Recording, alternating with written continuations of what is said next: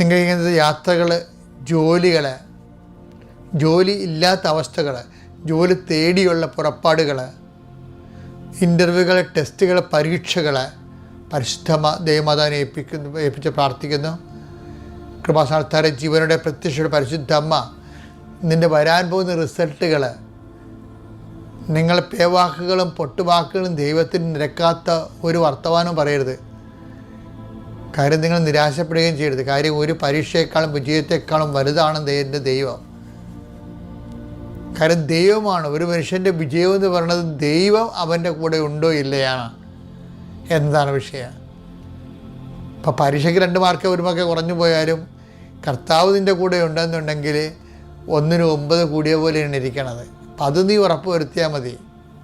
എൻ്റെ കർത്താവിൻ്റെ ഉന്നതമായ നാമത്തിൽ, സഭയുടെ അധികാരത്തിൽ, കുരിശിൻ്റെ അടയാളത്തിൽ, ദൈവശക്തിയാൽ കർത്താവ് നിന്നെ ആശീർവദിക്കട്ടെ.